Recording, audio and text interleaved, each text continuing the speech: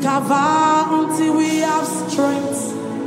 We cover until we have nations wait. We behold until we have hope. How long can you wait? We behold until we have hope. How long can you wait on me? We behold until we have hope. How long can you wait? How long can you wait? We behold until we have hope. If it takes an eternity, will you wait? Bonjour chers frères et sœurs. Amen. Je suis là pour le repas du Seigneur. Sans plus tarder, j'ai juste appris par exemple les autres ce matin. On faisait toujours ici la gloire de Dieu, Jésus-Christ. Romains 8, verset 8. Si nous sommes là, on a dit la parole de Dieu. La Bible dit ceci. Or, ceux qui vivent selon la chair, ils seront pleins à Dieu. La parole de Dieu. La Bible dit ceux qui vivent selon la chair, ils seront pleins à Dieu. Pourquoi la Bible dit ça? Souvenez-vous, la Bible dit Jacques, sans l'esprit, on ne peut rien faire. Bon, prions, frère, sœur. Excuse-moi. Prions d'abord. Père Céleste, Dieu de gloire, pour ce matin, Dieu encore merci. Merci pour ce jour, 11 mai 2025, mon Dieu. Père, nous sommes là ce matin pour te louer. Nous sommes là pour t'adorer. Nous sommes là pour te dire merci parce que la Bible dit que nos vies, Père, c'est une grâce au Dieu. Donc nous de comprendre que si nous sommes vivants ce matin, c'est pas ta grâce au Dieu. C'est parce que, Père, on a une meilleure maison. C'est parce qu'on a beaucoup d'argent en compte. C'est parce qu'on a un bon boulot. C'est parce qu'on a trop payé hier. Et nous sommes là ce matin à cause de toi, Dieu. Donne-nous en toute chose d'être dit merci. D'être reconnaissant pour la vie. D'être reconnaissant pour l'église. De ne pas chercher à faire de l'église. De comprendre que l'église nous a fait. L'église nous a fait de la boue. Où on était partout volé, fait des choses.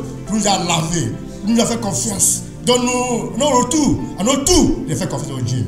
De dire merci pour nos mariages. Donne-nous de donner nos cœurs. De donner notre vie, de donner l'argent, de donner notre temps, qu'on dit partout pour que nous avons fait au Dieu. Donne-nous, Père, désormais, au Dieu, Père, de comprendre que c'est une grâce pour nous d'être avec toi. C'est une grâce de l'appeler d'ici. Et dans tout chose, Père, de louer, d'adorer au Dieu. Sois béni, sois loué, béni ce repas. Béni le temps, passe par moi pour encourager nos frères et sœurs à réfléchir sur toi parce que tu nous aimes, tu as un plan pour nous. Sois béni, sois loué, nous allons prier ce matin. Amen. La Bible dit, Romains 8, verset 8, que ceux qui vivent selon la chair, ils seront pleins à Dieu. Frère, ça veut dire quoi? Si, c'est vrai.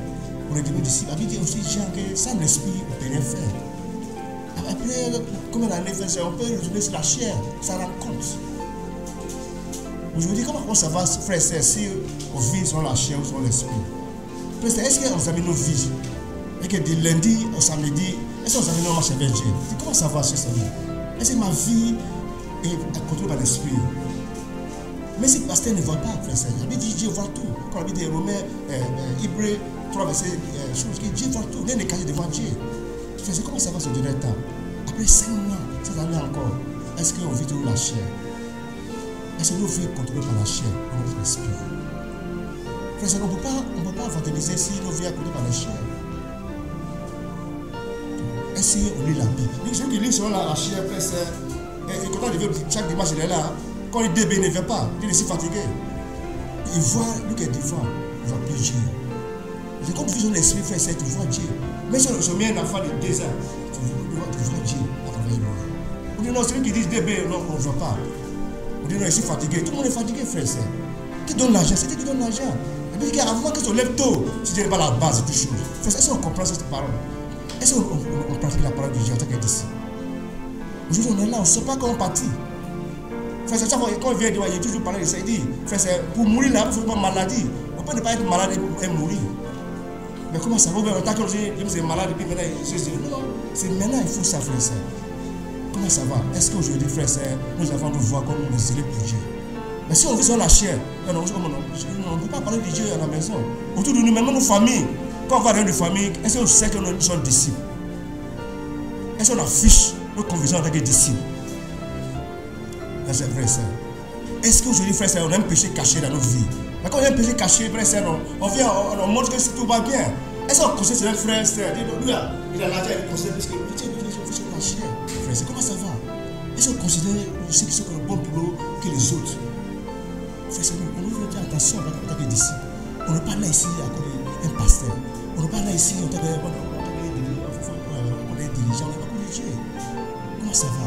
Est-ce qu'aujourd'hui, si Dieu m'appelle tout ça là, le péché que sera avec la gloire de Dieu? Comment ça va dans ta condition aujourd'hui? Est-ce que tout va bien? Est-ce qu'on fait le péché comme il faut? Est-ce qu'il y a des péchés qu'on cache? Ceux qui sont mariés, est-ce qu'on a une maîtresse au Dieu qu'on ne sait pas quelque chose? Mais qui sert? Dieu. Célibataires, est-ce qu'on est pur? Est-ce qu'on va écouter les femmes? Aujourd'hui, frère, moi ils sont toi à la maison 5 heures. Moi, les femmes sont vessées. On dit 2000, 3000. Est-ce qu'on cache pas les femmes et les sœurs? Nous avons dit, c'est qui c'est Dieu? On a besoin, frère, des amis, on marche avec Dieu. On a besoin de repentir. Oui, frère, c'est non. Tu es célibataire. Ce n'est pas la fin de la vie. C'est une grâce d'être célibataire. Parce que tu ne vois pas que c'est une grâce. Quand tu es marié là, mon frère, tu vas apprécier aussi. Il faut apprécier en tant que célibataire. Il faut apprécier aussi les mariés. Moi aussi qui est marié aussi, c'est pas il y a problème. C'est une grâce. Je me souviens l'année passée, c'est difficile. C'est difficile. Comment on fait après le décès de ma belle-mère, c'est compliqué, Dieu a béni. Un mois plus tard, ma femme est tombée. Au point de la mort. Et les prières. Un coup, je vois la dirigeante est venue. Maman, Nyamé. Moi, je dis, tu me sais comment? Il dit, il n'y a pas l'argent. Il dit, il n'y a pas l'argent. Mais Dieu va faire. Tu vois, elle m'a dit, d'accord. Il dit, je vais t'aider. Frère, c'est une grâce pour moi. Pourquoi il fait ça? Waouh! Qu'est-ce qu'il paye? Si ce n'est pas disciple là. Il veut trouver maman paye. Il veut trouver maman Nyamé. Mais le frère, c'est vous dit, il marchait comme ça là. Demain, c'était un jeudi, un mercredi. Il marchait maintenant. Il a appelé maman, il m'a dit, il faut donner aussi là à nos dirigeants façon. Il marchait, il montait jusqu'à là-bas. Il priait seulement. Il arrivait, il faut changer façon m'appelle. Il dit, James, ce que vous avez dit, il vient chez toi. Il dit, j'ai béni. Pourquoi il dit, je vais tous les gens. Il priait sa bouche.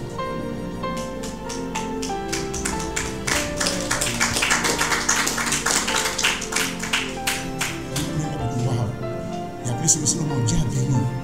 Les fils a tout donné. Je m'étais étonné. Il a appelé maman, je regardais, il dit, maman, il a donné, donné quoi? Il a donné tout. Il a donné tout. Il était étonné. Ça veut dire que nos frères, c'est Dieu nous aime. On a besoin de donner nos vies pour Dieu. On a besoin, on n'a pas besoin de l'église.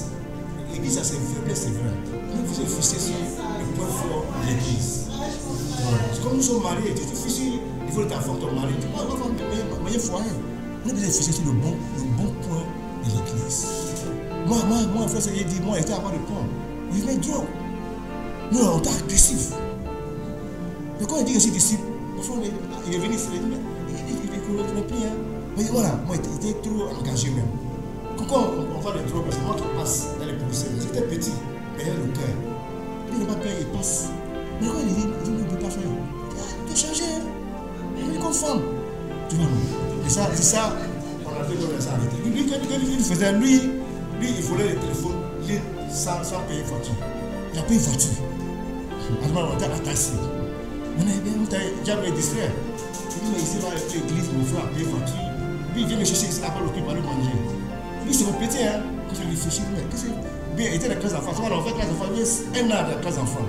Il était ici, là, Jason Sion était dans le mouvementaire.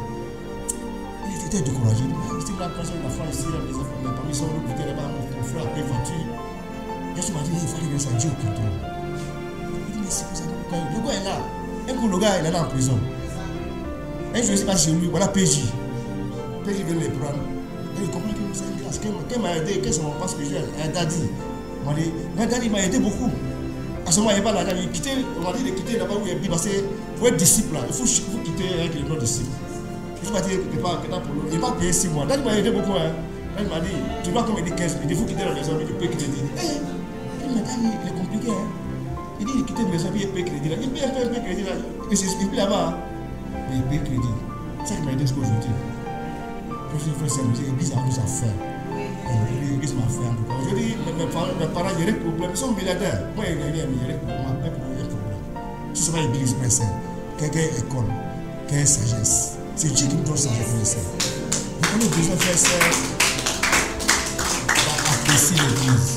Moi, ma part, il dit, si il tombe de la foi, ce n'est pas l'église, c'est moi-même. l'église est formidable. L'église nous aime. Ton mari, ta femme, c'est ta prodigie. Oui, il faut le pardonner. Mais non, moi, il dit, il faut que ça nous a aidé pour entraîner ma belle-mère. Il dit, voilà. Et tout le monde qui est dit là, c'est étonné. Même quand j'ai dit, mes parents jouent là, l'église là, ils sont bien organisés. Frère, c'est ça. Je me dis, waouh, l'église est formidable. Frère, on a besoin, frère et sœurs, de voir. Comment savoir? Est-ce qu'on vit selon la chair ou selon l'esprit? Mais si ce n'est pas le cas, Dieu n'a pas toujours offert pour repentir. C'est une grâce, frère, c'est une grâce. Vous faites l'église. Il y en a qui te marqué et dorment. Mais non, on est là ici, là, c'est une grâce. De louer Dieu. Tu es marié, il faut être patient. Quelles sont nos difficultés, nos problèmes là? Il faut être patient, Dieu a un plan. Il veut dire que Dieu n'est pas intimé. Il est même hier, aujourd'hui et pour toujours. Donc on est besoin, frère, c'est en toute chose de voir que Dieu est esprit. Il sait tout. Il n'est qu'à devant lui. On a besoin, frère, c'est de revenir pour les premiers jours. Quand on a le baptisme, on dit chercher le même pour nous. Parce que tout le monde qui est ici, on ne passe pas là. Chercher le même, c'est quoi? Mais Dieu devant toutes choses. Mais Dieu devant le boulot. Mais Dieu devant ton mari, ta femme. Aujourd'hui, frère, c'est encore toujours. Qui donc pour ce Dieu, on peut perdre nos boulots, on peut perdre notre vie, tu vois, on peut perdre nos. Je ne sais pas quoi, on a besoin de ne pas perdre nos saluts. Je ne sais pas. C'est un musique qui m'a dit, pour finir, il dit à quoi ça de souffrir sur la terre, puis mourir encore, va à la fin. C'est pas la peine. Tu souffres ici, et puis tu veux mourir maintenant, vous voulez passer à venir prêcher, puis c'est comme ça, puis le bouteille est plein. C'est pas la peine. Donc on a besoin, frère, c'est d'examiner comment ça va être. En tout cas, moi, l'église est formidable. L'église n'est pas parfaite, elles sont formidables. L'église nous aime. Frère, c'est Dieu qui dit la Bible là. Il faut baptiser. On n'a plus le temps. Le temps avance. C'est le 11 mai. Avant-hier, on a dit le 1er janvier. Tu as besoin d'apprécier la gloire de Dieu. Dieu nous aime. Si un frère est blessé, pardonne-lui, on avance. Il dit toujours mes familles. Il dit ma famille, il dit. Tu es chrétien, il dit oui. Il dit, mais ça, les chrétiens, c'est une maison de consolation. Quand tu es disciple, il faut pardonner. Il dit, mon petit va grandir. Il dit, il n'y a pas l'argent. Mais laisse ça, c'est mon Dieu. Que Dieu nous bénisse. D'ailleurs, pour le pas de ça. Bonjour frères et sœurs. I'm training this man so that in future we will take a translation everything. Amen. So Amen. I'm trying to train God. Okay, amen. Je suis ici pour la colère. Je suis ici pour le don. Désolé, merci que tu nous as amené. Très simple. Seigneur, merci. Merci, Papa, mon Dieu. Tu as vu nos cœurs. Tu as vu nos cœurs de changement, repentance. Papa, il faut qu'elle continue jusqu'au bout. Il faut que l'Esprit nous guide à tout ce qu'on fait, Seigneur, mon Dieu. Papa, il n'y a pas de collecte, il n'y a pas de l'argent, et l'or est là, tout t'appartient. Merci pour ton amour, merci pour ta grâce. Nous confions sur ton nom. Amen. Amen. Frère, c'est un petit conseiller par rapport à la vie. On va lire 1 Corinthiens 15, verset 58. 1 Corinthiens 15, verset 58. Je lis la parole. 1 Corinthiens 15, verset 58. Ainsi, mes chers frères, montrez-vous fermes et inébranlables. Soyez toujours plus actifs dans l'œuvre du Seigneur, puisque vous savez que la peine que vous donnez dans la communion avec le Seigneur n'est jamais perdue. Amen. Amen.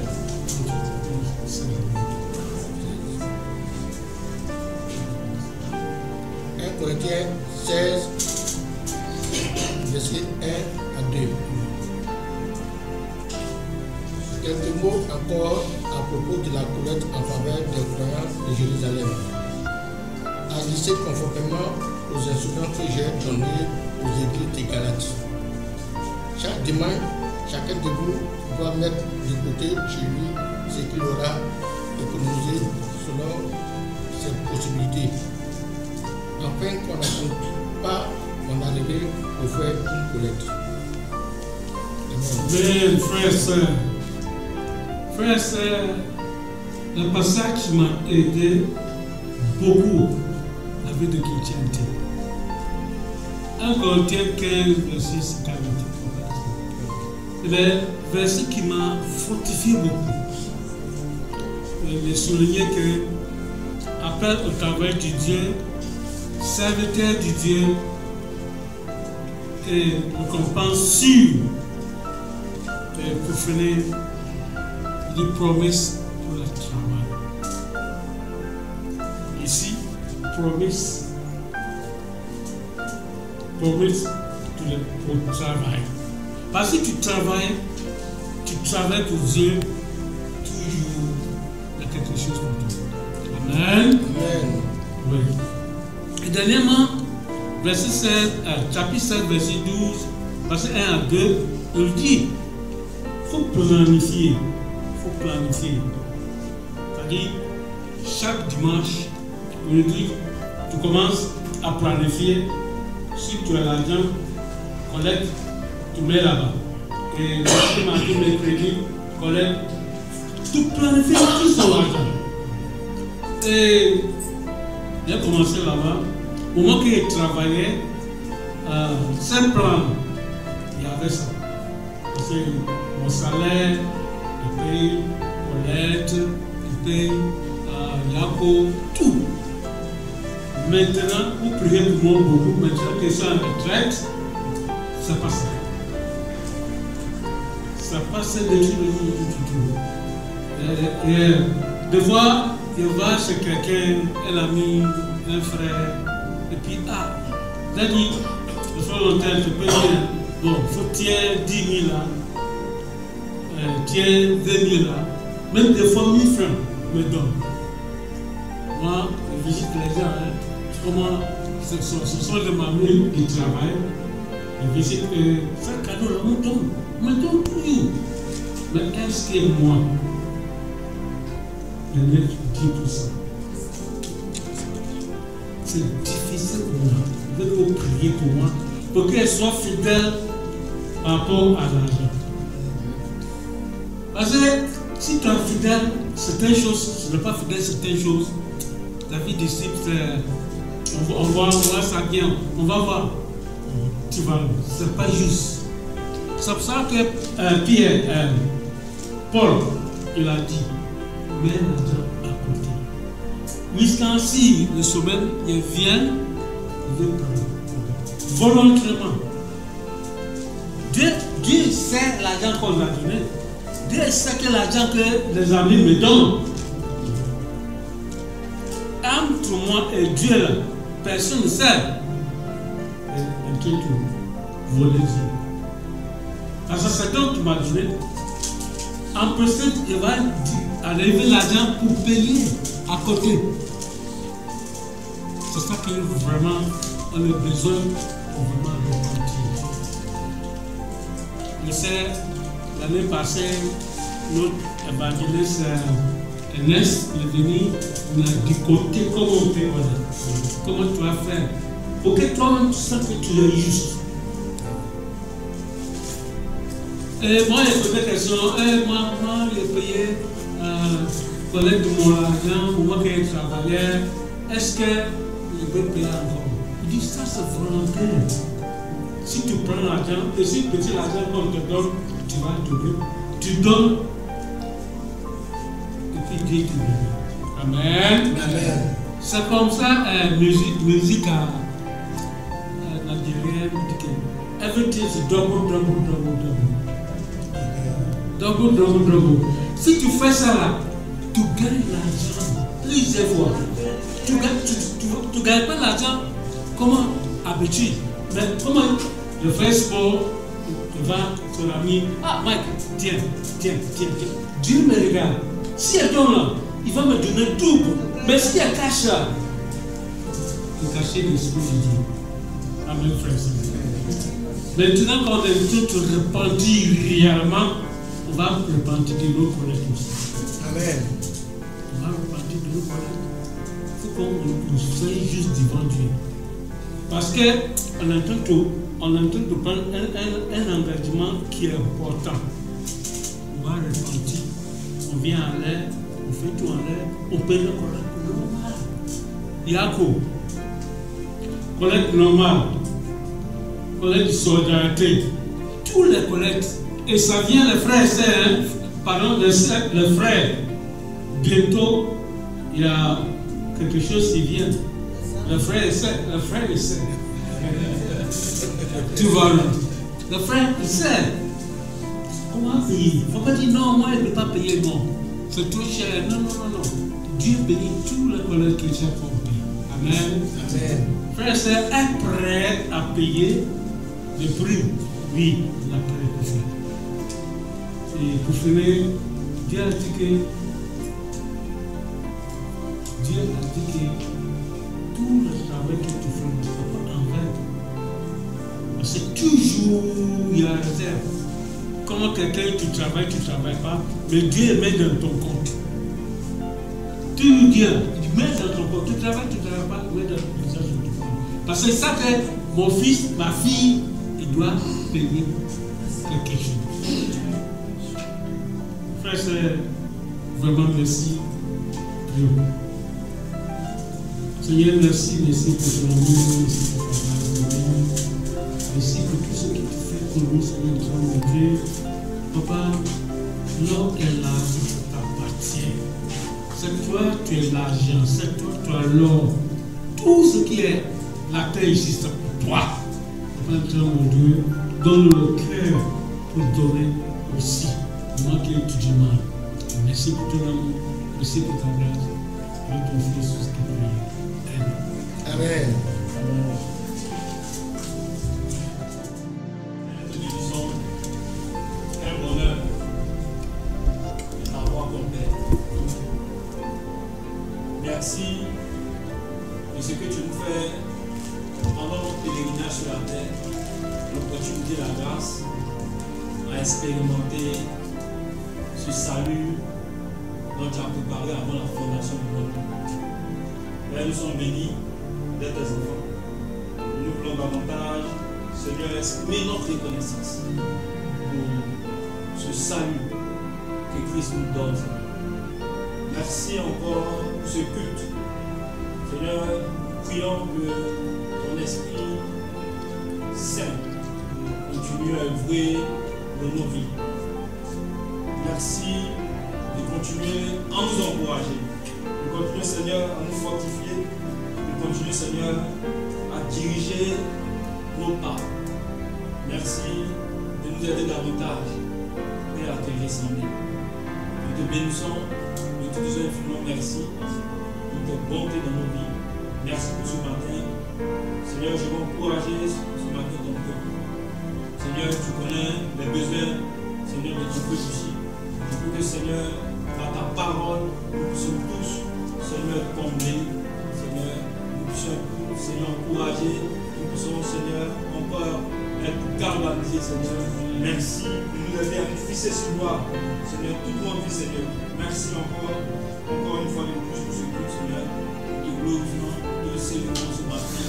À toi la gloire, à toi l'honneur, à toi la magnificence. C'est au nom de Jésus que nous avons prié. Amen. Amen. Donc, chers frères et sœurs, chers amis d'invités, je vous dis bonjour. Bonjour et bienvenue à notre culte. Donc, ce matin, pour moi, c'est un honneur de prendre la parole de Dieu. Ce matin, je voudrais encore que nous puissions partager la parole de Dieu ensemble. Pour ceux qui étaient ici le mercredi dernier, nous avons abordé une thématique, un thème vraiment qui est vraiment dans notre quotidien. Et aujourd'hui, nous allons revenir encore sur ce thème. Amen.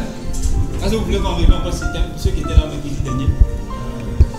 Donc, on va revenir sur ce thème, c'est vraiment important. Toutefois, je vais juste récapituler ce qu'on a pu dire, prendre un peu les grandes lignes. Pour ceux qui étaient là le mercredi dernier, nous avons parlé vraiment de gérer notre temps. Gérer notre temps selon Dieu. Un appel à la ponctualité pour sa gloire. C'est ce que nous avons parlé. Donc on avait dit que Notre temps est un cadeau.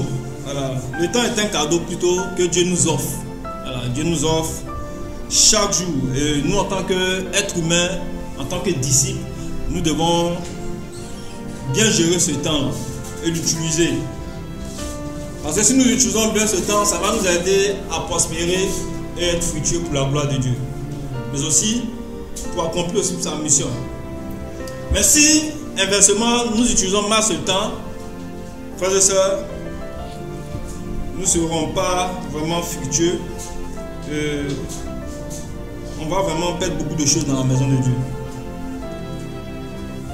Donc, à cet effet, par la grâce de Dieu, j'ai pu aborder 2 points. Voilà, 2 points vraiment qui étaient vraiment essentiels. C'était de comprendre d'abord la valeur spirituelle du temps. La valeur spirituelle du temps. Que le temps a une valeur spirituelle. Et on a pris certains auteurs de la Bible, tels que Paul, comme lisait Ephésiens 5, verset 16, Paul disait de racheter le temps car les jours sont mauvais. Et on a pris également aussi Moïse, qui avait aussi une compréhension aussi relativement au temps. Qui nous disait vraiment, qui disait dans un de ces passages, je crois en Psaume 90, verset 12, que Dieu nous donne vraiment la sagesse pour vraiment utiliser notre temps à bon escient. On a vu aussi les premiers chrétiens, l'église primitive, comment eux, ils s'organisaient. Voilà, comment ils s'organisaient. Et le deuxième point que nous avons abordé, nous avons parlé vraiment aussi de la mauvaise gestion du temps. On a vu quelques éléments de la mauvaise gestion du temps. Alors, quand ton temps, tu ne mets pas à profit ton temps, tu gères mal ton temps, il peut avoir des répercussions sur ta vie. Donc on a vu un peu que la plupart des personnes qui gèrent mal leur temps, ils sont beaucoup stressés. Il y a l'anxiété, il y a le stress qui les gagne. Et puis on avait dit également aussi que quand on gère mal notre temps, comme répercussion qu'il peut avoir de façon négative, c'est que en tant que disciple, même individuellement, il y a beaucoup de choses qui peuvent se passer dans notre vie. On avait parlé vraiment voilà, on avait dit que cela peut fragiliser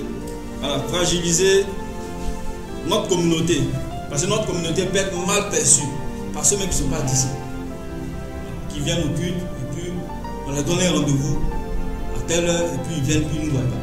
On n'a pas encore commencé. Et quand c'est comme ça, on n'est pas crédible. Et puis on avait dit également aussi que c'est un engagement. Voilà. Là, on avait dit que la ponctualité, c'est un engagement qu'on prend avec Dieu. Et cet engagement-là, quand cet engagement est biaisé, quand cet engagement, on n'arrive pas vraiment à honorer Dieu à travers cet engagement, nous-mêmes, également devant Dieu, ce n'est pas vraiment un respect pour Dieu. Quand on est en retard, par exemple, pour tous ces genres de choses.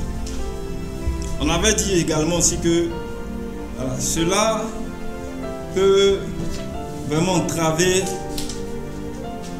certaines bénédictions dans nos vies. Pour ceux qui étaient là, on a parlé de ça, certaines bénédictions. Et ce que j'avais dit, c'est que il y a certains, par exemple, blocages qui viennent dans notre vie, on se demande pourquoi. Alors que c'est réel, ça. Le fait que nous gérons mal notre temps, nous sommes par exemple, nous ne sommes pas ponctuels, cela peut avoir des répercussions dans notre vie spirituelle. Et même aussi dans notre croissance spirituelle. Aujourd'hui, nous allons nous encourager. Amen. Sur les principes et les stratégies pour une bonne gestion du temps, selon Dieu. Donc on va voir comment gérer efficacement notre temps. Donc on va parler des principes et des stratégies pour une gestion du temps selon Dieu. Il est important que nous sachions que comment gérer notre temps de façon efficace, mais aussi avec beaucoup de sagesse. Il est important que nous sachions ça. Heureusement que la parole de Dieu est là pour nous, n'est-ce pas? Et puis nous, en tant que des enfants de Dieu, Dieu nous a donné aussi la sagesse. Ça, c'est une bénédiction d'être. Voilà, quand tu es enfant de Dieu, cette sagesse qui t'habille, vraiment, ça te permet vraiment quand même de pouvoir bien gérer ton temps. Et ce matin, nous allons nous encourager. Je sais que c'est un défi pour chacun d'entre nous. Parce que c'est quelque chose qui est dans notre quotidien, c'est un défi. Mais ce matin, frères et sœurs, je vais vous donner juste quelques outils. Quelques outils, ce n'est pas de façon exhaustive. Mais ces outils-là peuvent nous aider dans notre quotidien. Amen. afin d'honorer notre Dieu. Donc pour bien gérer son temps d'abord, il faut ancrer notre temps dans la présence de Dieu. On doit commencer par là. Ancrer notre temps dans la présence de Dieu. Parce que tout commence par là. Parce que si tu négliges le volet spirituel, dans le volet physique, tu ne peux pas bien gérer ton temps. Quand on lit la Bible, Jésus même a compris cela. Quand on lit un peu l'exemple de Jésus, on va voir juste quelques exemples dont la Bible en parle. Mais avant même de voir l'exemple de Jésus, on va voir un passage. Matthieu 6, verset 33. On connaît bien sûr ce verset. La Bible dit: recherchez premièrement le royaume et la justice de Dieu, et toutes ces choses vous seront données ensuite. Donc, la bonne gestion du temps commence d'abord avec Dieu. Parce que si tu négliges tes temps personnels avec Dieu, les autres choses là, de façon, ce qui est dans la vie, de façon pratique, tu ne pourras pas le faire. Donc la bonne gestion du temps commence d'abord avec Dieu. Comme Jésus nous dit en Matthieu 6, 33, cherchez premièrement le royaume de Dieu. Donc c'est là, nous pouvons corroborer cela par des exemples bibliques. Voyons un peu Jésus lui-même en Marc chapitre 1, verset 35. Comment Jésus commençait sa journée. Marc chapitre 1, verset 35.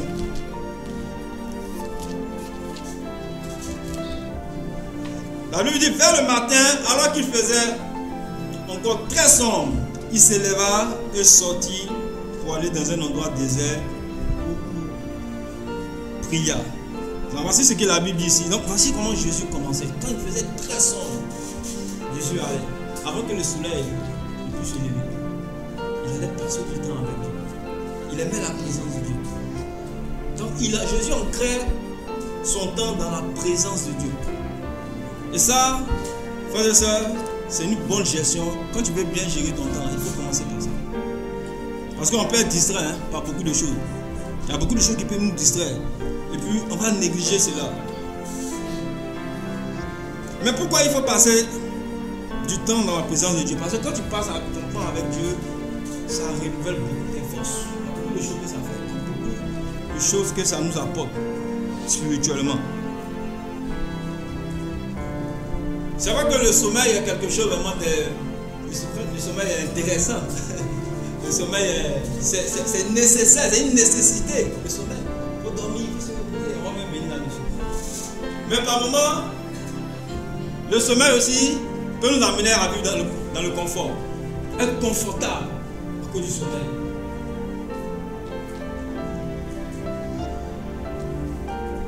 C'est vrai que quand on lit la Bible ne dit pas effectivement que il y a une heure de façon spécifique qu'il faut prier par rapport à ça. La Bible n'en dit pas. Mais Jésus nous montre quelque chose d'important. Parce que quand tu pries un peu tôt, et puis tu es de façon isolée, ça apporte beaucoup de choses. Il faut avoir tes propres temps de prière personnelle, ton propre culte personnel. Où toi seul, tu t'isoles, tu pries, tu es dans la présence de Dieu, dans la louange, dans l'adoration. C'est important. C'est là qu'on doit commencer notre journée. Là, on doit commencer notre journée. Parce que quand tu vas te lever par exemple à 6h du matin, imaginons, les gens sont en train de parler. Et ça va vraiment t'amener à te distraire. Il y a un manque de concentration. Toi, tu as ton intimité avec Dieu. Il y a des choses que tu veux dire à Dieu que les hommes ne doivent pas entendre. Donc, quand tu es sûr, au moment où les gens dorment, tu t'agenouilles, tu pries. Il y a beaucoup de choses qu'on reçoit. Quand on voit un peu, c'est comment Jésus faisait. Je suis Jésus lui-même qui est Dieu là. Voici comment lui passait ses temps. Voilà. Donc tu peux t'élever peut-être à 4h du matin, à 5h du matin. C'est vrai que souvent c'est pas facile. Le corps, la chair ne veut pas. La chair ne veut pas qu'on se lève tôt pour prier. Mais il faut dominer la chair par moment. Il faut sortir du confort spirituel. Et puis prier, comme Jésus nous montre cet exemple.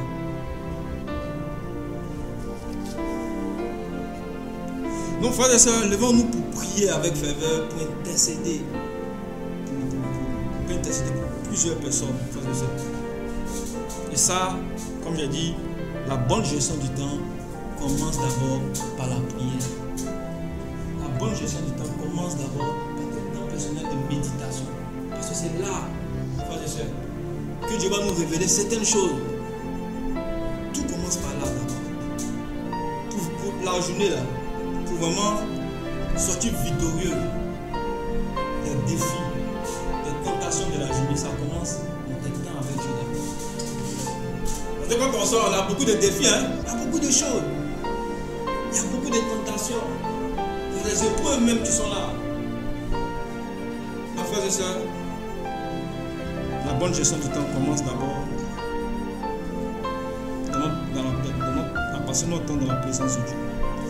Mais également aussi, la bonne gestion du temps aussi commence aussi à nous fixer des objectifs. Ça, c'est le deuxième point. Donc, pour bien gérer ton temps, il faut te fixer des objectifs. Mais aussi, il faut avoir des priorités. Parce que si tu vis au jour le jour, tu ne te fixes pas des objectifs. Tu ne te fixes pas des objectifs. Tu n'as pas de priorités. C'est-à-dire, tu vas vivre comme ça. La Bible dit, celui qui n'a pas de vision, il vit comme dans le désordre. Il faut avoir des objectifs. Des objectifs dans la vie. Il faut avoir des objectifs. Et Jésus lui-même, il avait des objectifs. On va voir un passage en Luc 13, verset 31 à 33.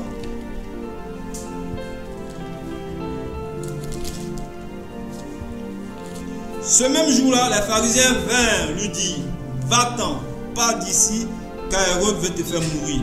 Il leur répondit, allez dire à ces renards, voici je chasse les démons et je fais des guérisons aujourd'hui et demain. Et le troisième jour, j'aurai fini. Verset 33, mais il faut que je poursuive ma route aujourd'hui, demain et le jour suivant, car il ne convient pas qu'un prophète meure ailleurs qu'à Jérusalem. Donc voici même Jésus avait des priorités. Jésus s'est fixé des objectifs. Donc ici, frères et sœurs, lorsque nous ne nous fixons pas des objectifs et nous n'avons pas de priorités, nous avons mal géré notre temps. Parce que le manque d'objectifs et le manque de priorités nous amène, frères et sœurs, à être distraits par beaucoup de futilités. Il y a beaucoup de futilités dans la vie. Beaucoup de choses. Parce que quand on n'a pas d'objectif, frères et sœurs, les choses vont tomber là-dessus comme là. C'est-à-dire, par exemple, si tu n'as pas de priorité, tu sais que par exemple, les dimanches là, tu vas venir au culte. Le culte est à 9h30. Mais tu n'as pas de priorité. Donc, si quelqu'un vient parler, te dit, bon, mon frère, le dimanche, s'il te plaît, on a une réunion de famille. La réunion de famille, on a une réunion de famille. Donc la réunion de famille, c'est à partir de 10h, et même à l'heure même du culte. Mais en tant que disciple, là, ta priorité, là, c'est d'être au culte. Non, rien ne doit t'empêcher. S'il y a une réunion de famille, qu'ils fassent la réunion de famille. Voilà, puis après, ils te font le compte rendu. Mais ta priorité, là, c'est d'être au culte. S'il y a un culte de mi-semaine, ta priorité, là, c'est d'être au culte de mi-semaine. S'ils veulent encore organiser les réunions, ça ne t'intéresse pas. Il y a les DB, l'heure de la DB. Non, il y a mon heure de la DB, je dois venir. Une année, j'étais en train de faire un CD et j'ai échangé avec la dame en question. Quand j'étais au campus, je faisais les cultes là-bas, les cultes de mi-semaine, on fait les cultes de mi-semaine les mardis. Non, on a échangé, quand on signait le contrat, moi je voulais que tu prennes mon enfant les mardis, à l'heure du culte. Que ça ne m'arrangeait pas. Si je veux encore perdre le contrat, tu vas me donner un autre contrat, tu vas me donner une autre activité. Parce que ça, c'est, tu vois, ça, ce sont les priorités. Dans la vie, il faut avoir des priorités. Là, c'est pas à discuter. C'est pas à discuter. C'est ce que Jésus faisait. La priorité de Jésus, c'était de mourir pour nous, pour sauver l'humanité. C'était sa priorité. C'était sa priorité. Et personne ne pouvait le déranger par rapport à ça. Ils sont venus le voir, bon, il dit non, Pilate veut te faire mourir. Il dit non, s'il veut, mais moi aujourd'hui, voici ce que j'ai fait, demain, voici ce que j'ai fait. Voici comment Jésus est organisé.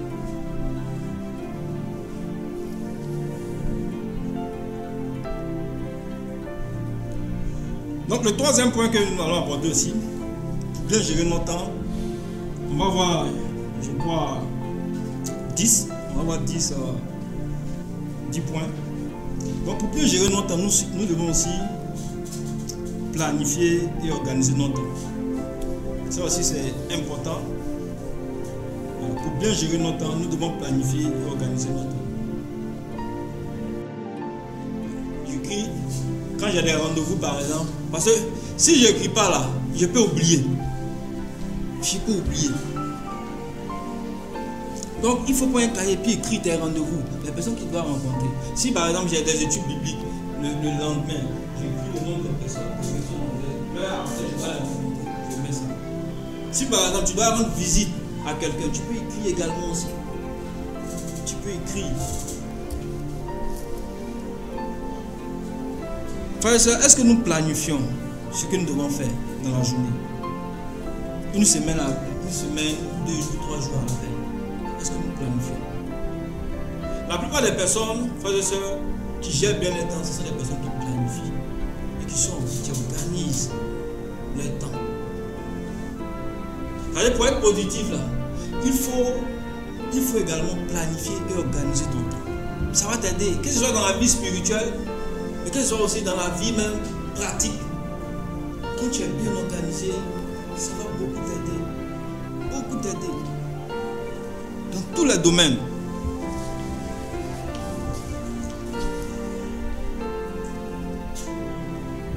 Matthieu 5, verset 37. Un autre point aussi, pour bien gérer notre temps, nous devons collecter nos engagements. Matthieu 5, verset 37. Pour bien gérer notre temps, il faut collecter nos engagements. Matthieu 5, verset 37. La Bible dit que votre parole soit oui pour oui, non pour non. Ce qu'on ajoute vient du mal. Donc voici encore ce que la parole de Dieu nous dit ici. Notre oui doit être oui. Notre oui doit être oui. Donc pour bien gérer notre temps, notre oui doit être notre oui.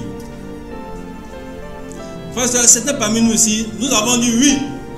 Quand nous étions en train d'étudier la Bible, on a pris des engagements. Quand nous étudions la Bible, on a dit bon, c'est l'engagement que je prends. Il y a les plus de nuit, il y a la DB qui est là, que je serai là. Aujourd'hui, nous en sommes. Aujourd'hui, nous en sommes où? Aujourd'hui, quand on va pratiquement dans les DB sont vides. Les DB sont vides. Moi-même, depuis que je suis arrivé ici, parce que j'ai fait ma DB avec les célibataires, j'ai fait 2 DB ici. J'ai fait la DB les jeudis avec les célibataires, ici au CAS. Et puis les samedis, je vais à Kenani avec les étudiants. Mais le constat, ce que j'ai remarqué, c'est que ce sont les mêmes personnes qui viennent. Ce sont toujours les mêmes personnes. C'est-à-dire, on peut trouver beaucoup d'excuses pour ne pas être là. Beaucoup d'excuses. Mais qu'en est-il aujourd'hui? L'engagement que nous avons pris envers Dieu. Ce n'est pas l'engagement envers un pasteur. Ce n'est pas l'engagement envers un formateur, une dirigeante. Mais c'est l'engagement qu'on a pris envers Dieu. Frères et sœurs. On peut trouver beaucoup d'excuses. On n'a pas le temps, le travail. On peut se justifier. Mais quand on étudie la Bible, on a dit qu'aucune excuse n'est valable. Frères et sœurs, où nous en sommes aujourd'hui? Notre présence. Je ne suis même pas en train de parler de ponctualité, mais notre présence au rendez-vous avec Dieu. Où nous en sommes. Il y a des gens même, on ne les a jamais vus à la DB. Comment une année va passer? Puis tu ne viens pas. C'est pas bien. Une année va passer et puis vous nous interpelle. Frères et sœurs. Alors que nous avons pris un engagement. Nous avons dit oui au Seigneur. Nous serons fidèles. Qu'en est-il de notre intégrité vis-à-vis de Dieu? Notre intégrité, notre fidélité aujourd'hui. Souvent on est absent, mais on n'informe pas. On n'informe pas. Ou même nous-mêmes, on a déjà vraiment tout planifié. On n'a pas pu penser avec le formateur, tout ça. On n'informe personne. Souvent on nous cherche au culte.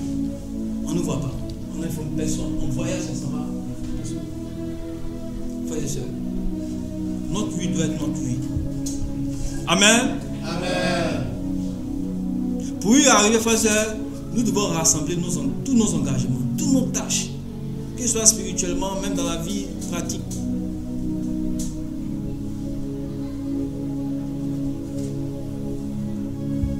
Nous allons voir aussi un autre point, pour bien gérer aussi pour bien gérer aussi notre temps. Mais aussi, nous devons apprendre aussi, frère et sœur aussi, à dire non. Hein. Voilà, ça aussi c'est quelque chose de vraiment important. Apprenons à dire aussi non de certaines choses. Parce qu'on peut recevoir beaucoup de sollicitations. Ça arrive souvent. Il y a des gens par exemple qui disent oui à tout. Oui à tout. C'est-à-dire, eux sont tellement obéissants. Voilà. Bon, on ne peut pas dire obéissants, mais simples. Gentils. Voilà, merci beaucoup. Ils sont tellement gentils. Tu dis va là-bas, oui. Va là-bas, oui. Va là-bas, oui. Va là-bas, oui. C'est-à-dire, il faut avoir toi-même tes propres convictions. Non, tes propres convictions. Tu sais que par exemple, les dimanches là, je dois venir à l'église, c'est mes convictions. C'est pas à discuter les dimanches. Je dois venir. On peut le solliciter par beaucoup de choses. Les gens vont te proposer certaines choses. Ces choses-là, quand tu regardes, ça ne correspond pas à tes propres objectifs. Il faut dire non. Même Jésus lui-même a dit non aussi aux gens. Jésus aussi, à un certain moment, il a dit non. Il a dit non. Parce que ce n'était pas essentiel pour sa mission. Il y a un passage biblique qui dit que Jésus, c'était des pharisiens qui sont venus le voir. Je n'ai pas oublié le passage. Où lui ont dit, s'il y a vraiment le fils de Dieu là, il faut faire un miracle. Jésus n'a pas fait de miracle. Parce que quand il voit les intentions, ça ne correspond pas à ses objectifs. Il n'a pas fait de miracle. Il n'a pas fait de miracle. Donc, il y a certaines sollicitations là, qui ne sont pas vraiment importantes. Qui ne sont pas vraiment essentielles. Si quelqu'un vient te voir, par exemple, tu as un programme, il suffit simplement de lui dire, voilà, présentement, voici ce que je vais faire. Je suis occupé présentement. Toutefois, s'il y a une certaine heure, tu souhaiterais que je puisse t'aider par rapport à ça, je vais t'aider. Amen. Amen. Donc, également aussi pour bien gérer son temps, nous devons aussi réfléchir avant d'agir. Allons voir Luc 14, verset 28. Luc 14, verset 28. Pour bien gérer notre temps, nous devons réfléchir avant d'agir.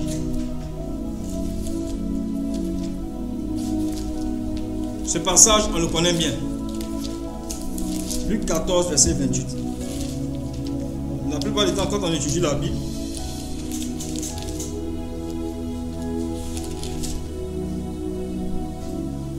en effet, si l'un de vous veut construire une tour, il s'assied d'abord pour calculer la dépense et voir s'il a de quoi la terminer.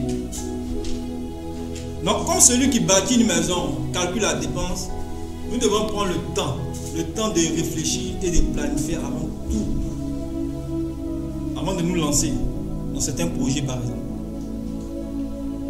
Parce que quand tu réfléchis beaucoup, quand tu réfléchis avant de t'engager dans quelque chose, ça te permet vraiment d'économiser du temps.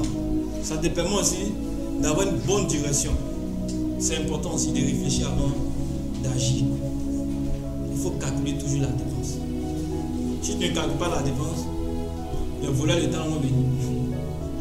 Il y a le volet de temps du monde. Il faut toujours réfléchir avant d'agir. Aussi, il faut comprendre que chaque minute compte. Il faut comprendre aussi que chaque minute compte. Quand tu comprends que chaque minute compte, tu vas vraiment faire beaucoup, tu vas vraiment bien gérer ton temps. Tu vas faire beaucoup attention. Chaque minute compte. Ephésiens 5, verset 16. La Bible dit rachetez le temps car les jours sont mauvais. Frères et sœurs, nous devons comprendre aussi que chaque minute compte. Chaque minute qui passe. Pour ceux qui étaient là le mercredi, voilà, j'ai un peu pris le temps vraiment pour nous encourager par rapport à cela. On doit racheter le temps. On doit racheter aussi le temps pour les âmes perdues. C'est important. On doit racheter le temps aussi pour les âmes perdues. Parce que chaque minute qui passe, frères et sœurs, nous devons utiliser ça à profit. Pour échanger la parole de Dieu avec des personnes. Pour dire à des personnes, que Jésus les aime. Pour présenter l'évangile aux gens. C'est ça également aussi étudier son temps avec le temps que Dieu nous donne avec beaucoup de sagesse. Nous devons lire, écouter, que ce soit des enseignements, ça peut être des enseignements bibliques, prier ou réfléchir à nos projets. C'est important aussi.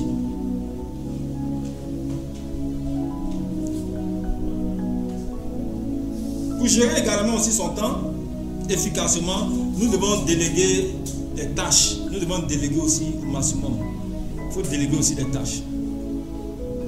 Nous devons aussi apprendre à déléguer. C'est important. On voit un exemple dans la Bible, Actes 6, verset 1 à 6.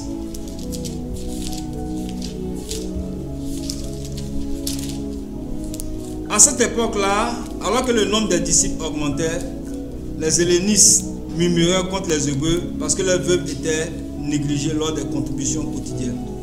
Les 12 convoquèrent l'ensemble des disciples et dit: il ne convient pas que nous délaissons la parole de Dieu pour servir aux tables. C'est pourquoi, frères et sœurs, choisissez parmi vous 16 hommes que l'on rende un bon témoignage, remplis d'Esprit Saint et de sagesse, et nous les chargerons de ce travail. Quant à nous, nous continuerons à nous consacrer à la prière et au ministère de la parole.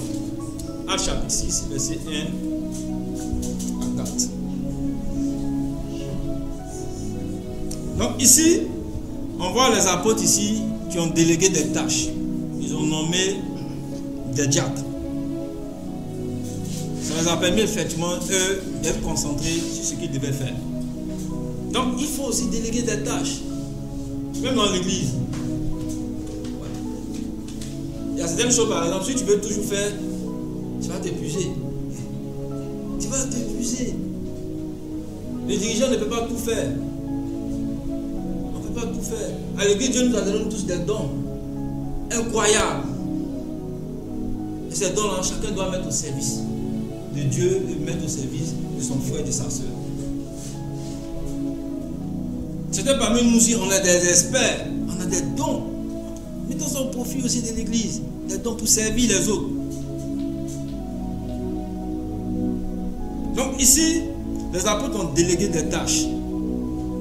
Moi, si vous avez remarqué un peu dans ces derniers temps, au niveau vraiment des publications, par exemple, sur les infos, par exemple, sur le culte.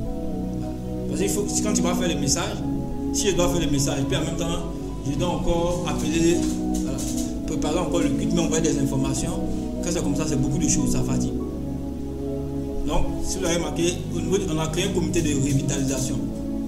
Au niveau vraiment du centre 1, un comité de revitalisation.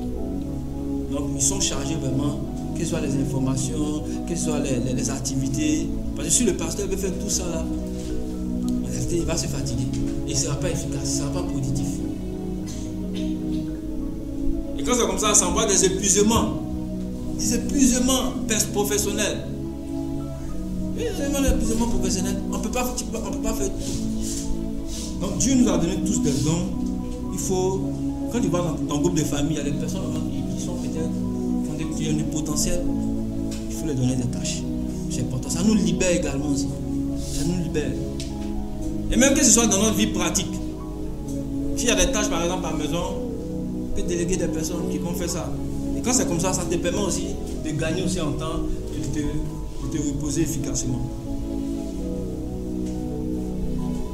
Pour bien gérer son temps, il faut prendre soin de nous et nous reposer. Ça aussi c'est un point qu'il ne faut pas négliger.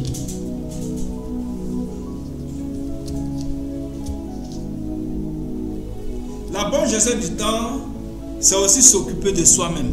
C'est essentiel. Il faut s'occuper de soi-même pour ne pas nous épuiser.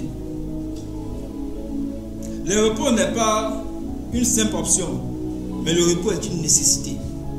Il faut se reposer parfois. On vit dans un monde où il y a beaucoup de pression. Des pressions professionnelles, des pressions familiales. C'est beaucoup de choses. À la fois, on doit faire beaucoup de choses. Donc par moment aussi, il faut avoir ses propres temps de repos. Ses propres temps de repos, c'est important. Ses propres temps de repos. Pour ne pas vraiment être épuisé.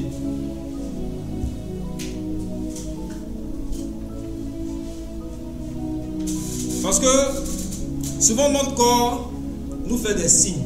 C'est pas ça? Il y a des signaux qui sont là. C'est-à-dire qu'il y a là. Le corps là. Si le sommeil par exemple, tu n'es pas reposé là, il va réclamer ça. Tu vois, il va réclamer. C'est-à-dire pendant même que s'il est en train de prêcher là, s'il est en train de dormir là. Si par exemple tu viens avec les enfants, il y a beaucoup de pression. Normalement il va avoir ce temps en sortie. À la sortie, et puis aller se reposer. C'est important. Amen. Donc, frères et sœurs, pour gérer bien notre temps aussi, nous devons aussi, voilà, non seulement nous devons être productifs, non, soyons productifs, pas seulement actifs.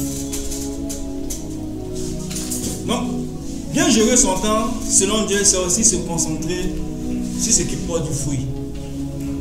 Parce qu'on peut être actif dans beaucoup de choses et puis on n'est pas efficace. On peut être actif dans beaucoup de choses et on n'est pas efficace. Donc, non seulement c'est vrai qu'il faut être actif, mais aussi il faut aussi avoir des résultats positifs. C'est pourquoi nous devons prier Dieu pour qu'il nous donne la sagesse. La sagesse pour pouvoir bien gérer le temps qu'il nous donne pendant que nous sommes encore sur la terre. Lorsque nous allons prier, Dieu va nous montrer ce qui est essentiel. Amen. Je vais profiter en même temps pour nous encourager aussi à la ponctualité. À la ponctualité, comme j'avais dit la dernière fois, c'est que nous devons comprendre qu'il y a une importance spirituelle d'être ponctuel. Et cette année, c'est qu'on va faire désormais, on va honorer les personnes qui sont ponctuelles au culte, qui sont ponctuelles aux réunions, aux rassemblements. Tout ça là, il y a une équipe qui sera chargée de ça, la ponctualité. Parce que en fait, le retard par exemple, les retards en réalité attestent que nous sommes beaucoup intéressés aux choses terrestres qu'aux choses spirituelles. Les retards par exemple. Matthieu 6:33, Jésus a dit cherchez premièrement le royaume de Dieu. Puisque la ponctualité c'est un acte d'adoration. La ponctualité c'est d'abord un acte d'adoration. Et nous ne devons jamais négliger cela. Donc, on va encourager les frères et sœurs qui sont ponctuels. On va les encourager. Ces frères et sœurs qui sont ponctuels. Parce que quand c'est comme ça, ça sera une source de motivation pour eux, mais aussi pour nous autres. Frères et sœurs, pour nous autres. Et c'est ce qu'on va faire. Mais les personnes maintenant aussi qui ne sont pas ponctuelles, on va aussi les aider. Le retard, c'est pas bon. Comme il a dit tout à l'heure, le retard n'est pas bon. Parce qu'il y a beaucoup de choses qui se passent. Quand le culte commence, il y a des. Voilà. Tu ne sais pas s'il y a des anges même qui sont là. Tu ne sais pas. Et Dieu bénit quand le culte commence. Il y a l'adoration, il y a tout ça. Il faut être présent pour commencer avec Dieu. Il faut être présent pour commencer. Et même souvent, quand on vient en retard, ça peut distraire les autres. Parce qu'avec le bruit, tout ça, ça peut distraire. Et ceux vraiment qui viennent en retard, ils pensent que ce qu'on va faire, on va vous impliquer aussi dans les services. Si on vous implique dans les services, vous allez venir plus tôt. Vous allez venir un peu plus tôt. Et ça aussi, voilà, c'est un moyen aussi d'accompagnement. Donc ce qu'on va faire, on va accompagner pour les personnes vraiment qui ont des difficultés. Il ne suffit pas de critiquer, mais il suffit aussi de donner des mesures d'accompagnement. Donc, quand le retard devient chronique, c'est pas bon. C'est pas bon. Le retard aussi est contagieux. Hein? Le retard est contagieux. Imaginons, on vient au culte depuis le pasteur n'est pas là. On vient au culte, les dirigeants ne sont pas là. Les autres m'ont dit, bon, comme ceux-mêmes là, qui sont devant là, ne sont pas des modèles, là, nous aussi, on va venir en retard. On va venir en retard. Donc tout ça là, il y aura des implications que nous allons faire. nous allons impliquer les personnes qui viennent en retard dans les différents services. Il faut créer même un service d'accueil. On va créer un service d'accueil. Les services d'accueil, ils vont se mettre là-bas. Donc eux, ils seront là pour, quand les gens viennent, ils vont s'asseoir, tout ça. Un service d'accueil. En dehors de ça, il y a beaucoup de services qui existent déjà. On peut intégrer ces services-là. Il y a le service des moniteurs, il y a la classe des enfants, il y a le service du comptage, toutes ces choses-là.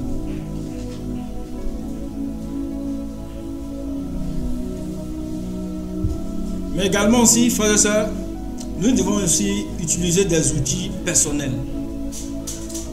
Des outils personnels. Comme j'avais dit déjà, il faut écrire dans un cahier, c'est un agenda, ce que tu dois faire. Et puis, nous devons aussi, nous devons nous aider mutuellement. Nous devons nous aider mutuellement. On peut vraiment, si par exemple tu habites par exemple dans un quartier où il y a un disciple, et tu sais que ce disciple il est beaucoup ponctuel, tu peux décider de venir avec lui. Il est beaucoup ponctuel, tu peux décider de venir avec. Vous prenez en même temps, vous organisez à prendre le véhicule ensemble. Puis c'est un convoi, vous prenez ensemble, vous venez ensemble. Oui, mais on peut demander de l'aide. Parce qu'il faut connaître d'abord les causes profondes. Qu'est-ce qui fait que tu viens en retard?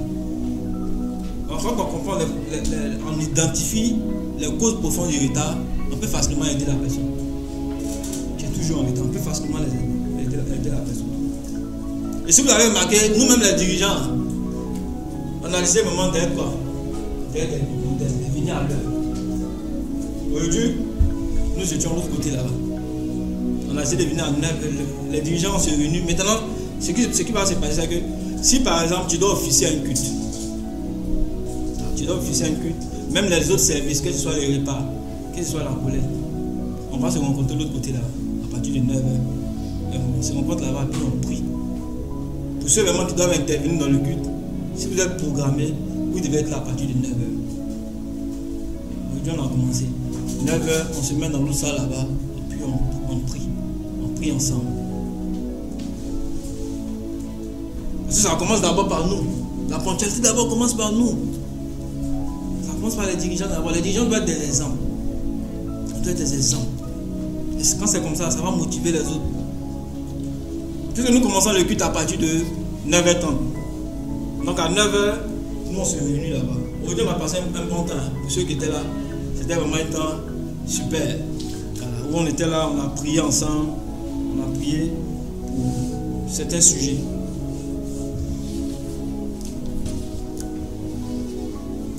Donc frères et sœurs, bien gérer notre temps, en conclusion, bien gérer notre temps est un signe de sagesse, mais aussi de diligence et de discipline.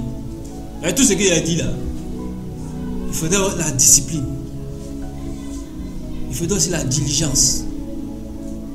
Parce que le retard, c'est un démon que nous devons détruire. Que ce soit dans la vie spirituelle, dans n'importe quel domaine, là. Si tu es en retard, voilà. Quand c'est comme ça, les gens ne vont pas te voir comme quelqu'un de crédible. Et quand c'est comme ça, là, c'est pas bon, ça met le propre sur nous. Donc, frères et sœurs, si nous sommes vraiment ponctuels, cela va nous aider vraiment à être vraiment des personnes productives. Non seulement on sera productif pour Dieu, mais aussi on sera une source de bénédiction pour ceux qui vivent avec nous. On sera une source de bénédiction.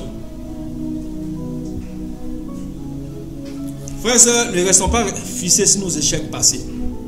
Voilà. Nous tous là, la gestion des temps, on doit gérer, nous tous là, on a beaucoup à apprendre. Même moi, je suis en train de vous parler là, j'ai beaucoup aussi à faire ça, à apprendre, à bien gérer mon temps. Donc, frères et sœurs, nous devons apprendre à bien gérer notre temps afin d'être efficaces pour accomplir de grandes missions, pour accomplir notre destinée sur la terre. Donc, sur ce, nous allons prier.